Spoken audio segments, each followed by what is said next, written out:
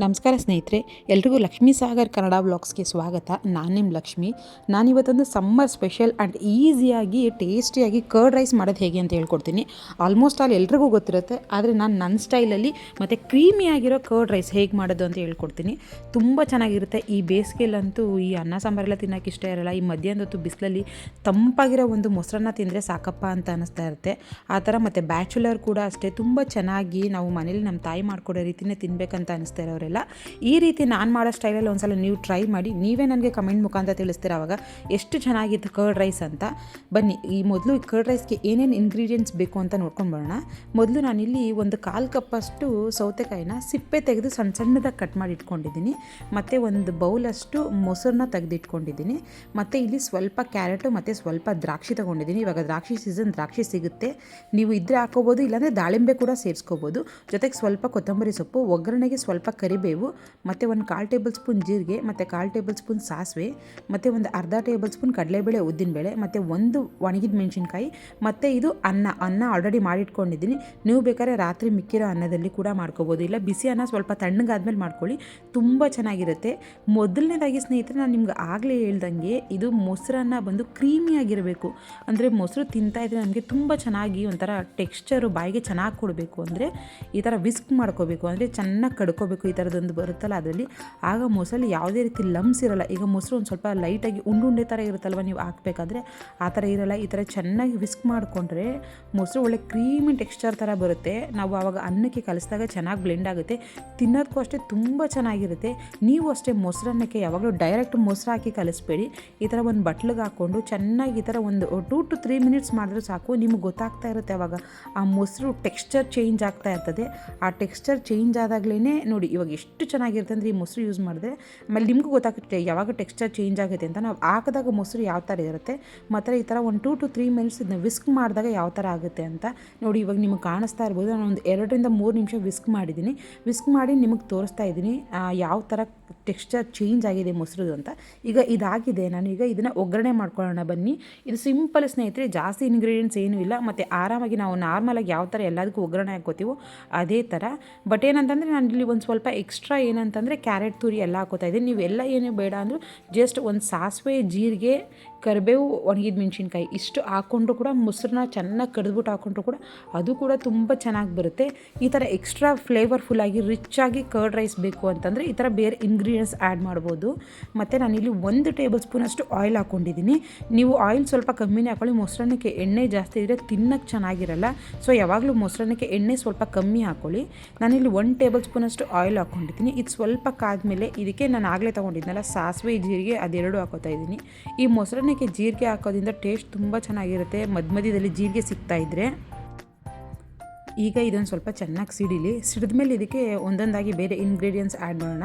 ಈಗ ನಾನು ಇದಕ್ಕೆ ಆಗಲೇ ತೊಗೊಂಡಿದ್ನಲ್ಲ 1 ಟೇಬಲ್ ಸ್ಪೂನಷ್ಟು, ಅಂದರೆ ಒಂದು ಅರ್ಧ ಟೇಬಲ್ ಸ್ಪೂನಷ್ಟು ಕಡಲೆಬೇಳೆ, ಅರ್ಧ ಟೇಬಲ್ ಸ್ಪೂನಷ್ಟು ಉದ್ದಿನಬೇಳೆ, ಮತ್ತು ಒಂದು ಒಣಮೆಣ್ಸಿನ್ಕಾಯಿ ಹಾಕ್ಕೊಂಡಿದ್ದೀನಿ. ಇದು ಸ್ವಲ್ಪ ಲೈಟಾಗಿ ಖಾರ ಬಿಡುತ್ತೆ, ತಿನ್ನೋಕ್ಕೆ ತುಂಬ ಚೆನ್ನಾಗಿರುತ್ತೆ ಮೊಸರನ್ನಕ್ಕೆ ಮಧ್ಯದಲ್ಲಿ. ನೀವು ಬೇಕು ಅಂತಂದರೆ ಬ್ಯಾಡಗಿ ಮೆಣಸಿನ್ಕಾಯಿ ಕೂಡ ಹಾಕೋಬೋದು. ಇದು ಖಾರದ ಮೆಣಸಿನ್ಕಾಯಿ ಹಾಕಿರೋದ್ರಿಂದ ಸ್ವಲ್ಪ ಖಾರ ಬರುತ್ತೆ, ತುಂಬ ಲೈಟಾಗಿದ್ದರೆ ಒಬ್ಬೊಬ್ರಿಗೆ ಇಷ್ಟ ಆಗೋಲ್ಲ ಅನ್ನೋರು ಇದು ಹಾಕ್ಕೊಳ್ಳಿ. ಇಲ್ಲ ನಮಗೆ ಖಾರನೇ ಬೇಡಪ್ಪ ಮೈಲ್ಡಾಗಿರಬೇಕು ಅನ್ನೋರು ನೀವು ಬ್ಯಾಡಗಿ ಮೆಣಸಿನ್ಕಾಯಿ ಯೂಸ್ ಮಾಡ್ಕೊಳ್ಳಿ. ಈಗ ಇದು ಒಂದು ಸ್ವಲ್ಪ ಲೈಟಾಗಿ ಕಲರ್ ಚೇಂಜ್ ಆದಮೇಲೆ ನಾನು ಇದಕ್ಕೆ ಕರಿಬೇವು ಆ್ಯಡ್ ಮಾಡ್ಕೊತಾ ಇದ್ದೀನಿ. ಕರಿಬೇವು ತಿನ್ನೋದ್ರಿಂದ ನಮಗೆ ಕಣ್ಣಿಗೆ, ಕೂದಲಿಗೆಲ್ಲ ತುಂಬ ಒಳ್ಳೆಯದು. ಮತ್ತು ಮಧ್ಯದಲ್ಲಿ ಈ ಮೊಸರನ್ನಕ್ಕೆ ಹಾಕಿದಾಗಲೂ ಅಷ್ಟೇ, ಅದು ತಿನ್ನಬೇಕಾದ್ರೆ ತುಂಬ ಚೆನ್ನಾಗಿರುತ್ತೆ. ಈಗ ಇದನ್ನು ನಾನು ಲೈಟಾಗಿ ಫ್ರೈ ಮಾಡ್ಕೊತಾ ಇದ್ದೀನಿ. ಒಂದು 2 ಮಿನಿಟ್ಸ್ ಫ್ರೈ ಮಾಡಿಕೊಂಡ್ರೆ ಸಾಕು. ಕರಿಬೇವು ಸ್ವಲ್ಪ ಕ್ರಿಸ್ಪಿನೆಸ್ ಬಂದರೆ ತಿನ್ನೋಕ್ಕೆ ತುಂಬ ಚೆನ್ನಾಗಿರುತ್ತೆ. ಅದಕ್ಕೆ ಒಂದು 2 ನಿಮಿಷ ಫ್ರೈ ಮಾಡ್ಕೊತಾ ಇದ್ದೀನಿ. ಈಗ ಫ್ರೈ ಮಾಡ್ಕೊಳ್ಳಿ.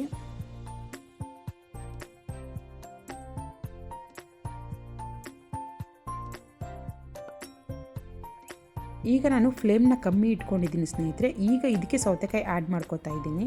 ನೀವು ಬೇಕಾದರೆ ಸೌತೆಕಾಯಿನ ಇವಾಗ ಆ್ಯಡ್ ಮಾಡದೇ ಇದ್ರೂ ಪರವಾಗಿಲ್ಲ, ಆಮೇಲೆ ಕೂಡ ಆ್ಯಡ್ ಮಾಡ್ಕೋಬೋದು. ನಾನು ಈಗ ಇದಕ್ಕೇ ಕ್ಯಾರೆಟ್ ತುರಿ ಮತ್ತು ಸ್ವಲ್ಪ ದ್ರಾಕ್ಷಿ ಹಾಕೋತಾ ಇದ್ದೀನಿ. ಹಾಕ್ಕೊಂಡು 2 ನಿಮಿಷ ಈ ಥರ ಬಾಡಿಸ್ಕೊತಾ ಇದ್ದೀನಿ ಅಷ್ಟೇ. 2 ನಿಮಿಷ ಆದ ತಕ್ಷಣ ಒಂದು 2 ನಿಮಿಷ ಇಲ್ಲ ಒಂದು 2 ಸೆಕೆಂಡ್ ಆದ ತಕ್ಷಣವೇ ಗ್ಯಾಸ್ ಸ್ಟವ್ನ ಆಫ್ ಮಾಡಿದ್ದೀನಿ. ಯಾಕಂದರೆ ತುಂಬ ಆದರೆ ಚೆನ್ನಾಗಿರಲ್ಲ, ತಿನ್ನೋಕ್ಕೆ ಚೆನ್ನಾಗಿರಲ್ಲ. ಸೌತೆಕಾಯಿ ಎಲ್ಲ ಸ್ವಲ್ಪ ಬೆಂದಂಗೆ ಫೀಲ್ ಆಗಿಬಿಡುತ್ತೆ. ಅದು ಸ್ವಲ್ಪ ಹಸಿ ಹಸಿಯಾಗಿ ತಿಂದರೆ ತುಂಬ ಚೆನ್ನಾಗಿರುತ್ತೆ. ಆ ಥರ ಇಷ್ಟಪಡ್ತೀನಿ ಅನ್ನೋರು ನೀವು ಏನು ಮಾಡಿ, ಬೇಕಾದ್ರೆ ಬರೀ ಕ್ಯಾರೆಟ್ ಹಾಕ್ಕೊಂಡು ಸ್ವಲ್ಪ ಫ್ರೈ ಆದಮೇಲೆ, ಶಾಲೋ ಫ್ರೈ ಮಾಡಾದಮೇಲೆ ಆಫ್ ಮಾಡಿಬಿಟ್ಟು ಆಮೇಲೆ ಬೇಕಾದ್ರೆ ನೀವು ಈ ಸೌತೆಕಾಯಿ ಮತ್ತು ದ್ರಾಕ್ಷಿನ ಸೇರಿಸ್ಕೋಬೋದು. ನಾನೀಗ ಫ್ಲೇಮಲ್ಲಿ ಆಫ್ ಮಾಡಿದ್ದೀನಿ. ಒಗ್ಗರಣೆ ಮಾಡಿರೋದೆಲ್ಲ ಫುಲ್ ತಣ್ಣಗಾಗಿದೆ. ಬಿಸಿ ಇದ್ದಾಗ ಯಾವುದೇ ಕಾರಣಕ್ಕೂ ಮೊಸರು ಸೇರಿಸ್ಬೇಡಿ ಸ್ನೇಹಿತರೆ. ಅದೇನಾಗುತ್ತೆ, ಒಡ್ಕೊಂಡಂಗೆ ಆಗಿಬಿಡುತ್ತೆ. ನೀವು ಮೊಸರನ್ನಕ್ಕೆ ಹಾಕಿ ಕಲಿಸಿದಾಗ ಒಂದು ಚೂರು ಚೆನ್ನಾಗಿರಲ್ಲ ತಿನ್ನೋಕ್ಕೆ. ಫುಲ್ಲು ಫ್ಲೇಮ್ ಹೆಂಗಾಗಿರಬೇಕು ಅಂತಂದರೆ, ಅಂದರೆ ಫುಲ್ಲು ಒಗ್ಗರಣೆ ಹಾಕಿರೋದು ಫುಲ್ ತಣ್ಣಗಾಗಿರಬೇಕು. ಫುಲ್ ತಣ್ಣಗಾಗಿದ್ದಾಗ ನಾನು ಮೊಸರು ಆ್ಯಡ್ ಮಾಡ್ತಾಯಿದ್ದೀನಿ. ನಿಮಗೆ ನಾನು ಬೌಲ್ ಆಗಲೇ ತೋರಿಸ್ತೆ ನೋಡಿ, ಎಷ್ಟು ಚೆನ್ನಾಗಿ ಕ್ರೀಮಿ ಟೆಕ್ಸ್ಚರ್ ಥರ ನಾವು ಮೊಸರು ಹಾಕಿದಾಗ ಹೇಗಿತ್ತು ಮತ್ತು ಇವಾಗ ಅದನ್ನ ವಿಸ್ಕ್ ಮಾಡಿದ ಮೇಲೆ ಅದು ಯಾವ ಥರ ಕಾಣಿಸ್ತಾ ಇದೆ ಅಂತ ನೋಡಿ, ಎಷ್ಟು ಕಲರ್ಫುಲ್ಲಾಗಿದೆ. ನನ್ನ ಹತ್ರ ದ್ರಾಕ್ಷಿ ಇತ್ತು ಅಂತೇಳಿ ನಾನು ದ್ರಾಕ್ಷಿ ಹಾಕ್ಕೊಂಡಿದ್ದೀನಿ. ನೀವೇನಾದರೂ ದಾಳಿಂಬೆ ಇತ್ತು ಅಂತಂದರೆ ದಾಳಿಂಬೆ ಕೂಡ ಸೇರಿಸ್ಕೋಬೋದು. ಜೊತೆಗೆ ಇನ್ನೂ ಸ್ವಲ್ಪ ರಿಚ್ನೆಸ್ ಬೇಕು ಕರ್ಡ್ ರೈಸ್ಗೆ ಅನ್ನೋರು ಒಗ್ಗರಣೆಗೆ ಸ್ವಲ್ಪ ಗೋಡಂಬಿ ಮತ್ತು ಒಂದೆರಡು ಒಣ ದ್ರಾಕ್ಷಿ ಕೂಡ ಸೇರಿಸ್ಕೋಬೋದು. ಈ ಹಸಿ ದ್ರಾಕ್ಷಿ ಅಂದರೆ ದ್ರಾಕ್ಷಿ ಸೀಸನ್ ಆಗಿರೋದ್ರಿಂದ ಸಿಕ್ಕಿದೆ. ಇಲ್ಲ ಅನ್ನೋರು ನೀವು ಬೇಕಾದರೆ ಒಣ ದ್ರಾಕ್ಷಿ ಇರುತ್ತಲ್ಲ ಅದನ್ನು ಕೂಡ ಒಗ್ಗರಣೆಗೆ ಹಾಕೊಂಡ್ರೆ ಅದು ಕೂಡ ತುಂಬ ಟೇಸ್ಟ್ ಚೆನ್ನಾಗಿರುತ್ತೆ. ಈಗ ಇದಕ್ಕೆ ನಾನು ಅದೇ ಬೌಲ್ಗೆ ಇನ್ನೊಂದು ಬೌಲ್ ನೀರು ಸೇರಿಸ್ಕೊತಾ ಇದ್ದೀನಿ. ನೀವು ಮೊಸರನ್ನ ಅದು ಗಟ್ಟಿ ಬೇಕು ಅನ್ನೋರು ಜಾಸ್ತಿ ನೀರು ಹಾಕೋಬೇಡಿ. ಮೊಸರನ್ನ ತುಂಬ ತೆಳು ಬೇಕು ಅನ್ನೋರು ಸ್ವಲ್ಪ ನೀರು ಆ್ಯಡ್ ಮಾಡ್ಕೊಳ್ಳಿ. ನಿಮಗೆ ಯಾವ ರೀತಿ ತಿನ್ನೋಕ್ಕೆ ಇಷ್ಟ ಆಗುತ್ತೋ ಆ ಥರ ಸೇರಿಸ್ಕೊಳ್ಳಿ ಸ್ನೇಹಿತರೆ. ನೀರನ್ನ ಆ್ಯಸ್ ಪರ್ ನಿಮ್ಮ ಟೇಸ್ಟ್ ಪ್ರಕಾರ ಸೇರಿಸ್ಕೊಳ್ಳಿ. ನಾನು ನಮ್ಮ ಮನೇಲಿ ತುಂಬ ಗಟ್ಟಿನೂ ಇಲ್ಲ, ತುಂಬ ತೆಳನೂ ತಿನ್ನಲ್ಲ. ಸೊ ಅದಕ್ಕೋಸ್ಕರ 1 ಬಟ್ಲು ಮೊಸರಿಗೆ 1 ಬಟ್ಲು ನೀರು ಸೇರಿಸ್ಕೊತಾ ಇದ್ದೀನಿ. ಸೇರಿಸ್ಕೊಂಡು ಈಗ ಇದಕ್ಕೆ ನಾನು ಅನ್ನ ಸೇರಿಸ್ಕೊತಾ ಇದ್ದೀನಿ. ಲಿಫ್ಟ್ ಓವರ್ ರೈಸಲ್ಲಾದರೂ ಮಾಡ್ಬೋದು, ಇಲ್ಲ ಅಂತಂದರೆ ಮಾಡಿ ಇಟ್ಕೊಂಡು ತಣ್ಣಗಾದ್ಮೇಲೆ ಅನ್ನ ಸೇರಿಸಿ. ಬಿಸಿ ಅನ್ನ ಸೇರಿಸ್ಬೇಡಿ ಮೊಸರನ್ನಕ್ಕೆ, ಅಷ್ಟು ಚೆನ್ನಾಗಿರಲ್ಲ. ಈಗ ಇದನ್ನಾದಮೇಲೆ ನೀಟಾಗಿ ಮಿಕ್ಸ್ ಮಾಡ್ಕೊಳ್ಳೋಣ.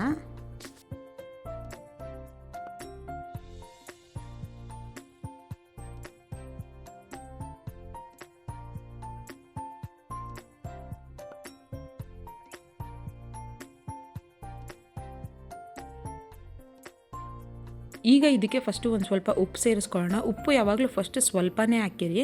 ನೀವು ಬೇಕಾದ್ರೆ ಮಿಕ್ಸ್ ಆದಮೇಲೆ ಇನ್ನೊಂದು ಸ್ವಲ್ಪ ಟೇಸ್ಟ್ ನೋಡಿ ನಿಮ್ಗೆ ಎಷ್ಟು ಬೇಕಾದರೂ ಸಾಲ್ಟ್ ಆ್ಯಡ್ ಮಾಡ್ಕೋಬೋದು. ಸ್ಟಾರ್ಟಿಂಗ್ಗೆ ಜಾಸ್ತಿ ಹಾಕಬೇಡಿ, ಯಾಕಂದರೆ ಆಮೇಲೆ ಮತ್ತೆ ನಾವು ಇದಕ್ಕೆ ಮೊಸರು ಸೇರಿಸ್ಬೇಕಾಗುತ್ತೆ, ಇಲ್ಲ ನೀರು ಸೇರಿಸ್ಬೇಕಾಗುತ್ತೆ, ಏನಾದರೂ ಆಗಬೇಕಾಗುತ್ತೆ. ಅದಕ್ಕೋಸ್ಕರ ಫಸ್ಟ್ ಯಾವಾಗಲೂ ಸ್ವಲ್ಪನೇ ಹಾಕ್ಕೊಂಡು ಆಮೇಲೆ ಬೇಕಾದರೆ ಸಾಲ್ಟ್ ನೋಡಿ ಇನ್ನೊಂದು ಸ್ವಲ್ಪ ಆ್ಯಡ್ ಮಾಡ್ಕೊಳ್ಳೋರಂತೆ. ಈಗ ನಾನು ಇದಕ್ಕೆ ಕಟ್ ಮಾಡಿ ಇಟ್ಕೊಂಡಿದ್ನಲ್ಲ ಕೊತ್ತಂಬರಿ ಸೊಪ್ಪು, ಅದನ್ನು ಕೂಡ ಸೇರಿಸ್ಕೊತಾ ಇದ್ದೀನಿ. ಈ ಕೊತ್ತಂಬರಿ ಸೊಪ್ಪು ಅಷ್ಟೇ ತಿಂತ ಮಧ್ಯದಲ್ಲಿ ಸಿಕ್ಕಿದ್ರೆ ತುಂಬ ಚೆನ್ನಾಗಿರುತ್ತೆ. ಈ ಒಬ್ಬೊಬ್ಬರಿಗೆ ಹಸಿದು ತಿನ್ನೋಕ್ಕೆ ಇಷ್ಟ ಇಲ್ಲ ಅನ್ನೋರು ನೀವು ಒಗ್ಗರಣೆಗೆ ಕೊತ್ತಂಬರಿ ಸೊಪ್ಪು ಹಾಕ್ಕೊಂಡು ಮಿಕ್ಸ್ ಮಾಡಿಕೊಂಡ್ರೆ ಸ್ವಲ್ಪ ಬೆಂದಿರುತ್ತೆ ಆ ಥರ. ಇಲ್ಲಾಂದರೆ ನಮ್ಗೆ ಈ ಥರ ಇಷ್ಟಪಡ್ತೀರಾ ಅನ್ನೋರು ಈ ಥರನಾದ್ರು ಸೇರಿಸ್ಕೊಳ್ಳಿ, ಯಾವ ಥರನಾದರೂ ಹಾಕೋಬೋದು. ಈಗ ನೋಡಿ ಎಷ್ಟು ಚೆನ್ನಾಗಿ ಮಿಕ್ಸ್ ಆಗ್ತಾ ಇದೆ ಅಂದರೆ ನೀಟಾಗಿ ಮಿಕ್ಸ್ ಮಾಡ್ಕೊಳ್ಳಿ. ಈಗ ನೋಡಿ ಸ್ನೇಹಿತರೆ, ನಮಗೆ ಯಾವ ಥರ ಟೆಕ್ಸ್ಚರಲ್ಲಿ ಕರ್ಡ್ ರೈಸ್ ಬೇಕು ಆ ಥರ ಮಾಡಿದ್ದೀನಿ. ಎಷ್ಟು ಚೆನ್ನಾಗಿತ್ತು ಅಂದರೆ ಸ್ನೇಹಿತರೆ, ಈ ಹೋಟೆಲಲ್ಲೆಲ್ಲ ಸಿಗುತ್ತಲ್ಲ ಆ ಥರ. ಬೇಕಂದರೆ ನೀವು ಮೊಸರನ್ನ ಸ್ವಲ್ಪ ಫ್ರಿಜ್ಜಲ್ಲಿ ಇಟ್ಟು ಕೋಲ್ಡ್ ಆಗಿರುತ್ತಲ್ಲ ಆ ಥರದ್ದು ಕೂಡ ಮಿಕ್ಸ್ ಮಾಡ್ಕೋಬೋದು. ಆಗ ತಿನ್ನೋಕ್ಕೆ ಇನ್ನೂ ತುಂಬ ಚೆನ್ನಾಗಿರುತ್ತೆ. ನಮ್ಮನೇಲಂತೂ ಎಲ್ಲರೂ ತಿಂದು ತುಂಬ ಚೆನ್ನಾಗಿತ್ತು ಅಂತ ಹೇಳಿದ್ರು. ನೀವು ಅಷ್ಟೇ ನಾನು ತೋರಿಸ್ತಿರೋ ವಿಧಾನದಲ್ಲಿ ಒಂದ್ಸಲ ಟ್ರೈ ಮಾಡಿ. ಯಾರೆಲ್ಲ ಬ್ಯಾಚುಲರ್ಸ್ ಕರ್ಡ್ ರೈಸ್ನ ಕ್ರೀಮಿಯಾಗಿ ತಿನ್ನಬೇಕು ಅಂತಿರೋ ಅವರೆಲ್ಲ ಈ ಥರ ಒಂದ್ಸಲ ಟ್ರೈ ಮಾಡಿ ಮನೇಲಿ. ಹೇಗೆ ಬಂತು ಅಂತ ಕಮೆಂಟ್ ಮುಖಾಂತರ ತಿಳಿಸಿ. ಮತ್ತು ನಿಮ್ಮ ಫ್ಯಾಮಿಲಿ ಫ್ರೆಂಡ್ಸ್ಗೂ ಅಷ್ಟೇ ಸ್ನೇಹಿತರೆ ಈ ವಿಡಿಯೋನ ಶೇರ್ ಮಾಡಿ, ಲೈಕ್ ಮಾಡಿ, ಸಬ್ಸ್ಕ್ರೈಬ್ ಮಾಡಿ. ಆಮೇಲೆ ಯಾರು ಇನ್ನೂ ನನ್ನ ಚಾನಲ್ನ ಸಬ್ಸ್ಕ್ರೈಬ್ ಮಾಡದೆ ವಿಡಿಯೋ ನೋಡ್ತಾ ಇದ್ರೋ ಪ್ಲೀಸ್ ಸಬ್ಸ್ಕ್ರೈಬ್ ಮಾಡಿ. ಈ ಒಂದು ಸಬ್ಸ್ಕ್ರಿಪ್ಷನ್ ಕೂಡ ನನಗೆ ತುಂಬ ಇಂಪಾರ್ಟೆಂಟು. ನೀವು ಸಬ್ಸ್ಕ್ರೈಬ್ ಮಾಡಿ ಸಪೋರ್ಟ್ ಮಾಡಿದ್ರೇ ನನಗೆ ಮುಂದೆ ವಿಡಿಯೋ ಮಾಡೋಕ್ಕೆ ಎನ್ಕರೇಜ್ ಆಗೋದು. ದಯಮಾಡಿ ನನ್ನ ಚಾನಲ್ನ ಸಬ್ಸ್ಕ್ರೈಬ್ ಮಾಡಿಕೊಂಡು ವಿಡಿಯೋ ನೋಡಿ ಸ್ನೇಹಿತರೆ. ಆಮೇಲೆ ಫೈನಲ್ ಲುಕ್ ಇದಾಗಿತ್ತು ನೋಡಿ. ನಾನು ಸ್ವಲ್ಪ ದ್ರಾಕ್ಷಿ ಸೌತೆಕಾಯಿ ಎಲ್ಲ ಇಟ್ಟು ಗಾರ್ನಿಷ್ ಮಾಡಿ ತೋರಿಸ್ತಾ ಇದ್ದೀನಿ. ಇಷ್ಟು ಚೆನ್ನಾಗಿತ್ತು ಅಂತಂದರೆ ಆ ತಿಂತಾ ಇದ್ದರೆ ಆ ಮಧ್ಯದಲ್ಲಿ ಆ ದ್ರಾಕ್ಷಿ, ಕ್ಯಾರೆಟು, ಸೌತೆಕಾಯಿ ಎಲ್ಲ ತುಂಬ ಚೆನ್ನಾಗಿತ್ತು. ನೀವು ಬೇಕಾದರೆ ಆನಿಯನ್ ಕೂಡ ಆ್ಯಡ್ ಮಾಡ್ಕೋಬೋದು. ನಾನಿಲ್ಲಿ ಯಾವುದೇ ರೀತಿ ಆನಿಯನ್ ಹಾಕಿಲ್ಲ. ತಿಂತೀರಾ ಅನ್ನೋರು ಈ ಒಗ್ಗರಣೆಗೆ ಸ್ವಲ್ಪ ಆನಿಯನ್ ಮಿಕ್ಸ್ ಮಾಡಿ, ಅದು ಕೂಡ ತುಂಬ ಚೆನ್ನಾಗಿರುತ್ತೆ. ಯಾರು ಈರುಳ್ಳಿ ಬೆಳ್ಳುಳ್ಳಿ ಎಲ್ಲ ತಿನ್ನಲ್ಲ ಅಂಥವ್ರು ಆ ಥರ ಈರುಳ್ಳಿನ ಸ್ಕಿಪ್ ಮಾಡಿ. ನಾನು ಇವತ್ತು ಈರುಳ್ಳಿ ಹಾಕಿಲ್ಲ, ಜಸ್ಟ್ ಕ್ಯಾರೆಟು ಮತ್ತು ದ್ರಾಕ್ಷಿ ಹಾಕಿ ಮಾಡಿರೋದು, ಸೌತೆಕಾಯಿ ಹಾಕಿ.